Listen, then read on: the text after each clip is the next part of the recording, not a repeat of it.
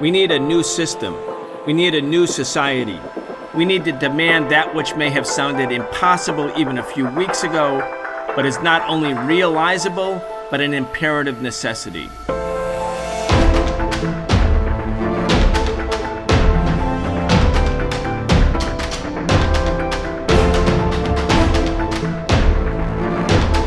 The Wall Street Journal says that Donald Trump's trade offensive threatens America's financial primacy. Rising volatility and dollar weakness raise fears of a financial realignment away from the United States. Professor Wolff, welcome back. Thank you very much, Brian. Glad to be here. Thank you so much. Volatility, well, that would be an understatement. Yesterday, the S&P 500, the Dow Jones, NASDAQ, they all were like going into like 1932 kind of weather conditions. As a matter of fact, the Wall Street Journal had another article entitled, "This is the worst April since 1932. That's a pretty dramatic headline given what happened in 2008. But I want to read a little bit to you from this Wall Street Journal article, Richard, and get your comments. Financial markets have flashed an ominous message this month about President Trump's ambitious and improvisational bid to reshape global trade. I love the language. Be careful what you wish for. Volatility in treasury markets and unexpected weakness in the dollar suggest that what began as a trade conflict could morph more into a dangerous, quote, capital war. Let's just talk about that, Richard. I mean, again, for most people who are, unlike you, not an economist, they might not know what the difference is between a trade war and a capital war. But I think what the Wall Street Journal is suggesting is that the flow of money into U.S. treasuries, money from all over the world that helps finance the U.S. debt, which is quite large, that some of that money is flowing out of the United States. Anyway, let's break it down for people. A trade war is usually a phrase that refers to exports and imports. In other words, it has to do with the flow of goods and services across national boundaries. So the export of Japan to the United States would be an import here, and from Japan it would be an export as it moves into the U.S., and there could be a war, a dispute, a conflict over the terms, how many goods will be allowed to come, what price they will be traded at, and so on. A capital war has to do with investing money, where there isn't a good or a service being produced and shipped, but there's just money, and nowadays that's all done electronically. Where is the money of the world being put? And an economy is impacted by both of those in different ways because they are different things. The reason this is coming up now with the Wall Street Journal has a lot to do with the fact that Mr. Trump's disruption of the world, mostly by the program of tariffs, but also by the program of sanctions. People need to remember that the United States is an outlier. No country has ever, to my knowledge, put a tariff on the whole world at the same time. That's grandiose. You have to be a kind of showman to even think of that, let alone do it. But likewise, the United States is the most sanctioning country in the world. Nobody is close. Number two is Switzerland. Most people wouldn't even think of what that means, and they do it for other reasons because they're a place where you hide money, and so they have to have all kinds of controls. The reality is that the United States, with its sanctions on the one hand and its tariffs on the other, is shaking up the whole world. There were data released, for example, today from South Korea, which frightened a lot of people because the South Koreans reported major drops in their exports. They can't ship. They do a lot with aluminum. Mr. Trump has hit that with tariffs. They do a lot with steel. He's hit that with tariffs, and they do a lot with automobiles, which he has hit with tariffs. So the South Koreans would be a kind of weather vane, if you like, for the data that we're looking for to see whether there's an impact. And here they are at the end of April when these things have just begun, and they're already showing a pretty staggering impact. And if that continues, well, then what we're beginning to see is that the trade war is underway. And given what Mr. Trump has done with China, who is, after all, the major alternative economic power in the world, well, then you can see we're in the midst of a trade war. What that has in turn set off is a capital war. And here's what I mean. If you are a wealthy person around the world, a millionaire, a billionaire, a leader of a country, or a member of the elite anywhere, Asia, Africa, Europe, Latin America, doesn't matter. It has been for at least the last 75 years a safe place to park your liquid wealth. That part of your wealth that isn't invested in a mansion or a yacht or whatever else will be put in the United States. A good portion of that liquid stocks, bonds, cash will be kept in the United States simply because it was always considered the safest place to park your money. The government there protected rich people, never allowed too many taxes on them, never dared threaten them in any way. So you kept your money in the United States. And it's for a long enough time that if the parents did it, they taught their children, the rich people they left their money to do likewise. So it became the tradition.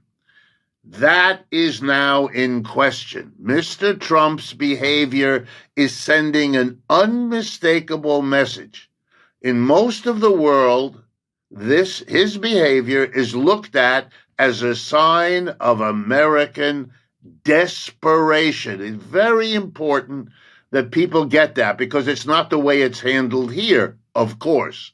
Mr. Trump cannot politically survive if it was thought that he was desperate. He has to, in fact, say, all of my drama is to take us back to an era of prosperity and well-being. Okay, then everybody says, oh, good, I want that. And that's what I'm doing. But for the rest of the world, it's quite clear that the United States is now jeopardizing its place as a place of safety. No one knows, for example, whether Mr. Trump's activities, particularly with the tariffs, are going to lead to a major inflation. If you have a major inflation here, that changes everybody's calculation about how safe the United States is.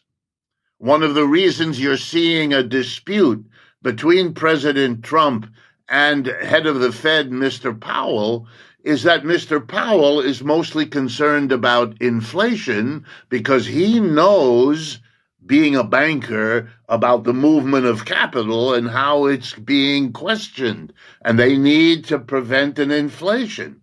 Mr. Trump wants to be a popular political leader. He wants to get his program through, and he's not so worried about inflation. He's worried about the other. Recession, unemployment, people turning against him, but the way our voters typically do against whoever's in power when unemployment comes.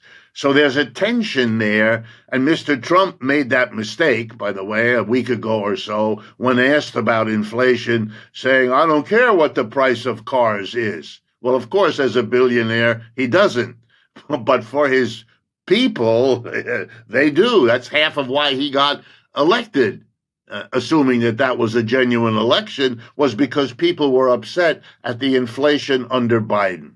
So what's happening is, bottom line, the rest of the world is watching what they believe to be desperate acts. The United States cannot compete its way out of the world economy. So it has to shut the world out. It has to close in on itself with a tariff barrier. It's like building a wall, and it's very symbolic. The wall against the immigrants in the southern border, now the wall against the whole world with the tariffs. This is looked upon by the rest of the world as an admission of failure. And by the way, it's clear in the rest of the world that it's failure in competition with China.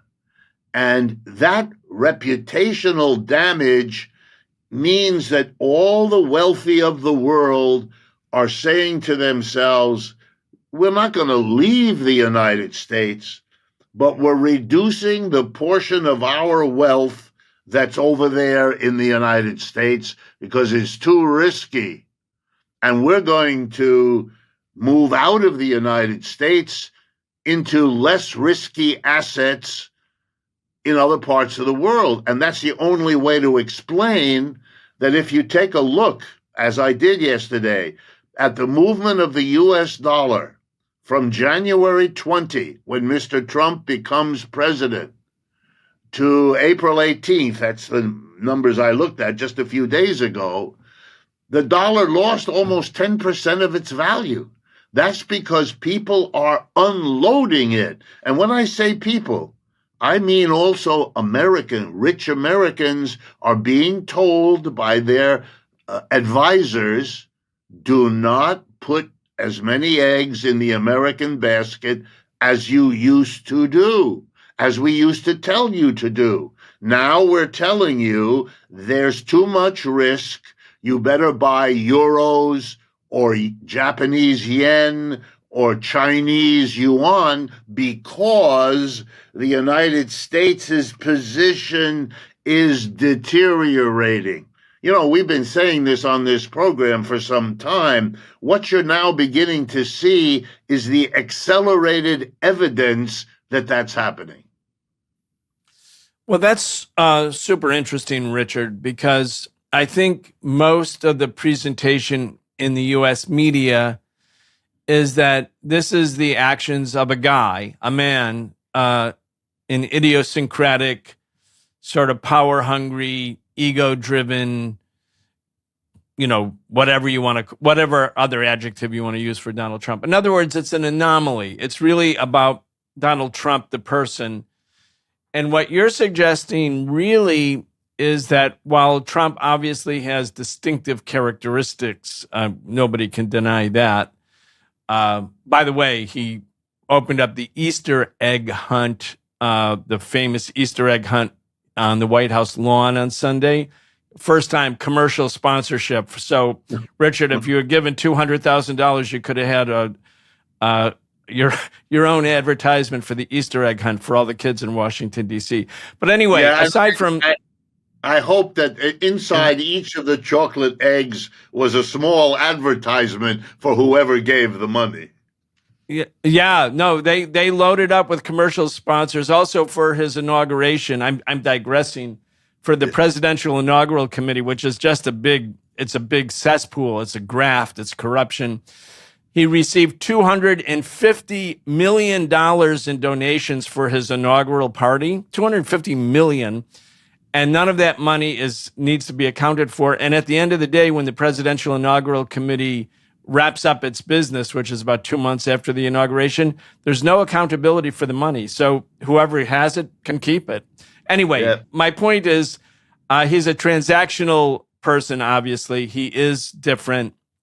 He is fascinated with tariffs. He has been for a long time, even before he was running for office.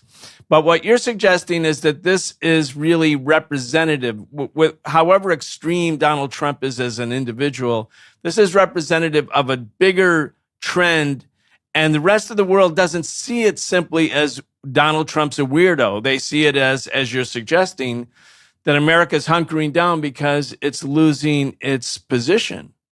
Yes, let me comment also. We in the United States, I'm born here, lived and worked all my life in the United States and all of that. So by the way, I feel as though I will not be snatched by ICE, which may be naive. But in any case, as a good American, I've noticed that we need to personalize. Saddam Hussein was the worst possible. Putin is a terrible, but there's this need. We are the good guys. They are the bad guys. And you attribute half of what Russia does to Mr. Putin. It's crazy. If you ever talk to these leaders, you'll know that they are buffeted all day long by one pressure after another from all kinds of sources that they cannot neglect because they will not last in office very long. They will be frustrated. Look at Mr. Trump. He told us he would fix the Ukraine war in an afternoon. And here we are 3 months later, and he's no further along on that project than he was, before he became the president. It's silly. He can't do it. He doesn't have that kind of power. No individual ever does. And let me go even further, maybe surprise people. Is he idiosyncratic? Yes. Does he play with the law fast and loose? Yes, he does. But he's also trying to solve these problems because he has to try to solve them because that's the role of the government, always has been. And he's surrounded by people who are trying, each in their own often bizarre and often corrupt way, to try to solve the problems. And here's the problem. The United States is an empire going down. I wish I didn't have to say that to you, but it's the truth. And we can't pretend it, although we surely do try, to get away from that. We can't compete. The best, cheapest electric car in the world is made by a Chinese corporation. Over the last 20 years, all the car companies tried as best they could, spending a fortune to become the best and the first to make an electric car. Mr. Musk was the first, and therefore he's so rich. But he's been bypassed. The Chinese have outdone him. By the way, he's no longer the number one electric car seller in China.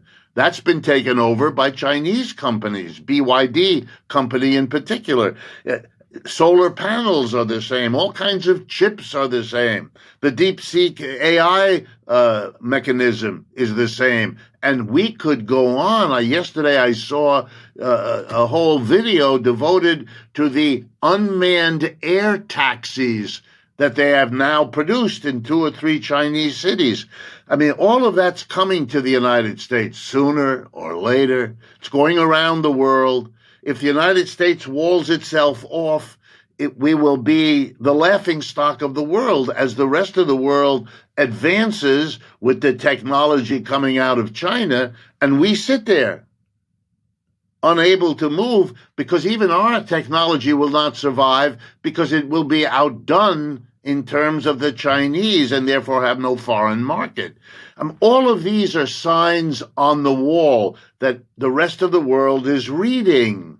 And the United States has to do something to deal with this. If it stays with an open world economy, it means the United States is going to have to adjust to that world economy, adjust to not being number one in it, adjust to the fact that the U.S. dollar will not be what it has been for 75 years. It'll lose some of its value, maybe a lot of its value, and that'll make our import more expensive. A lot of adjustments, and many of them costly. And we know, or we should, that when you have a period of adjustment in an economy, the people at the top, the richest, the most powerful, the CEOs, are in the best position to hold on to their wealth while the adjustment becomes a problem for everybody else. But here in America, that is very dangerous politics. That's the end of the middle class. That's the immiseration of the working class for an unknown length of time. It's already been going on for 20 years. That's why Mr. Trump gets elected, because things, even in America, are unsettled and worrisome and frightening people. And they look at the conventional Democrats and Republicans, and that's what they get, conventional. But conventional has turned sour for the United States. It isn't the top dog anymore. And what you're getting now is the defensive crouch, the wall. Wall off the people of Central America. Wall off the rest of the world. Listen to Mr. Trump. The whole world has been cheating us.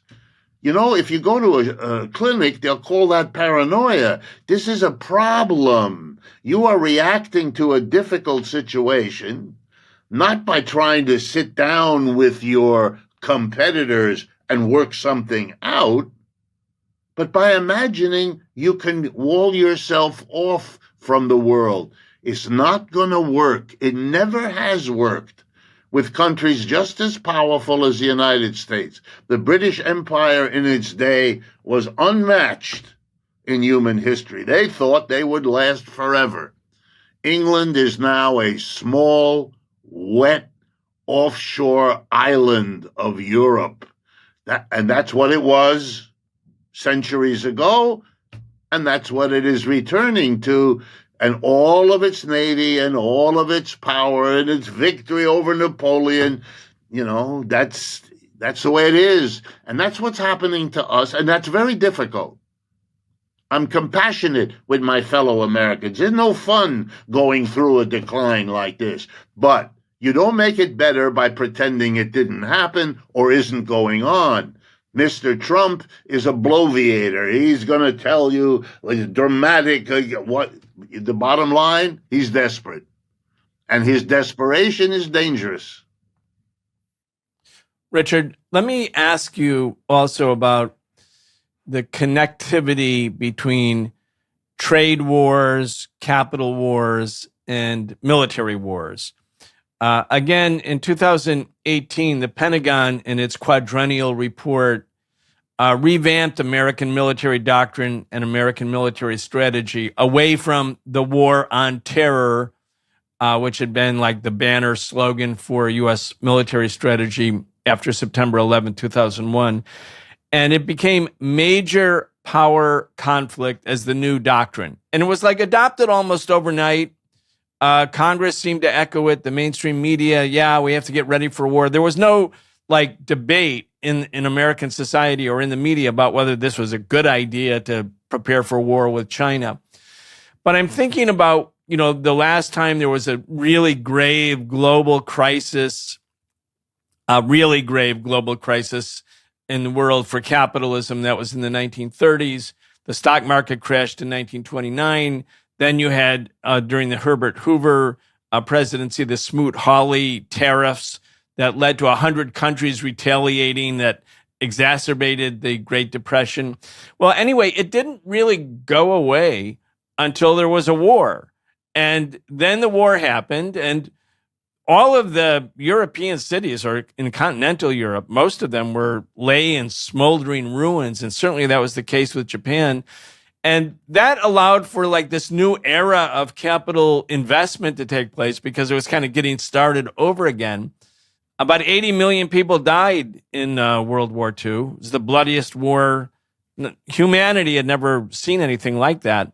Anyway, when you think about the big picture here and you see these trends and the fact that America isn't going to accept the fact that it's an empire in decline and it's taking this super aggressive position towards China and upping the military budget under Biden and under Trump, are you concerned about the fact that this could lead to an actual confrontation with China? What do you think?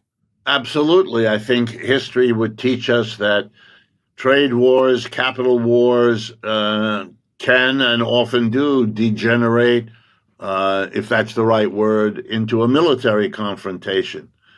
I find it mind-bendingly terrifying to think that the United States imagines that it is going to come out of a war with China allied to Russia. I mean, we have a population of 330 million. Russia and China have together 4 to 5 times that population and a much bigger geography. They cover more land, and they have 5 times the number of people. And they both have nuclear weapons, lots of them, and a big army. And here's a big difference between the 30s and now to keep in mind. Over the last 40 years, The United States has dismantled its industrial capacity. It has focused itself on producing and distributing financial services of all kinds, and are doing a lot with high tech, Silicon Valley and all of that. And that has kept it going. And most important, the world has financed the United States. All those rich people I talked about before parking their money here. That's why their money is here. Foreign governments, including Russia and China, keeping their wealth in the United States, which was taken from, or Europe was taken from them in the war with Ukraine, in the case of Russia. So they kept their wealth here. We benefited from all of that. None of that is true anymore. China has the great capacity for manufacturing.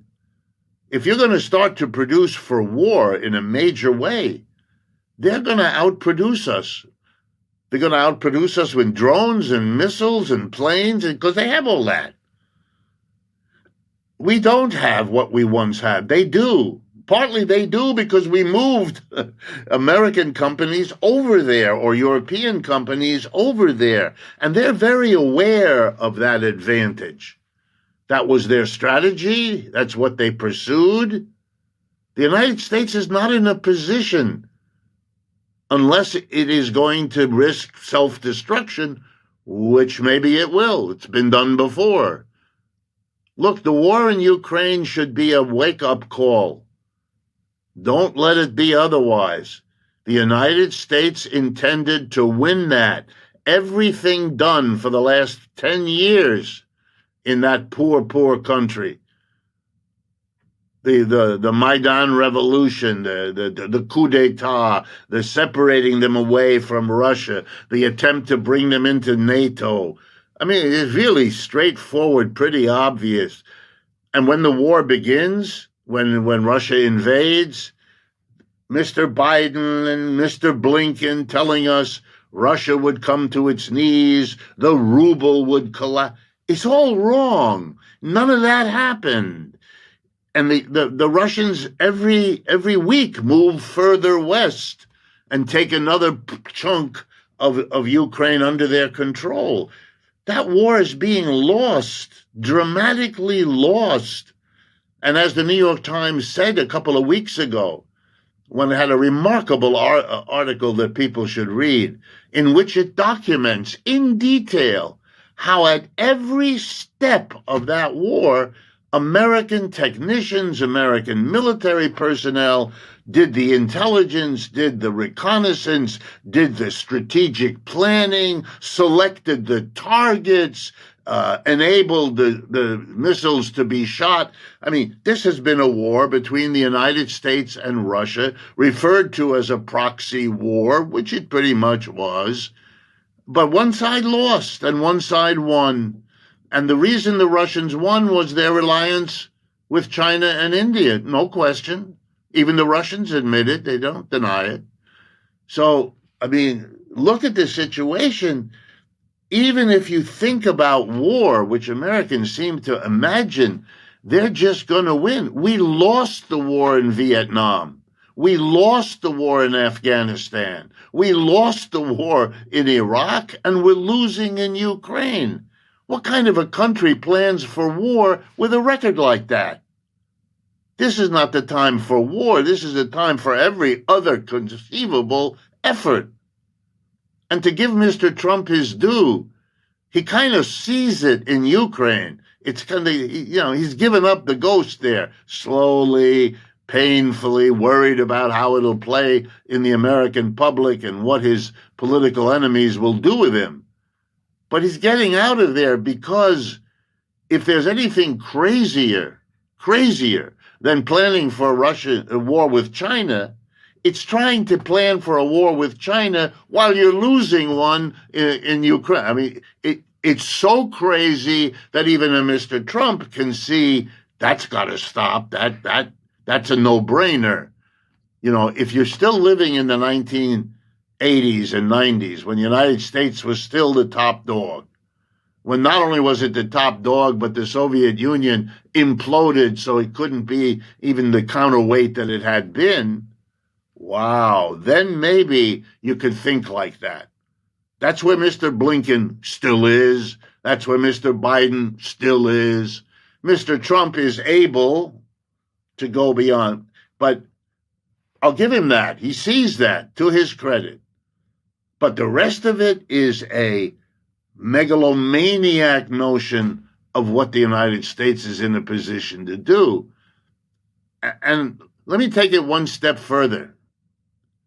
If I'm right, as I suspect I am, if this is going to work out really badly, that these tariff wars and trade wars and capital wars end up the kind of failure that the war in Ukraine is turning out to be, you're going to see the world and much of the United States turn against Mr. Trump in a spectacular reversal that will be as dramatic, if not more so, than watching him rise to the top, will be watching him crash when this desperation doesn't work.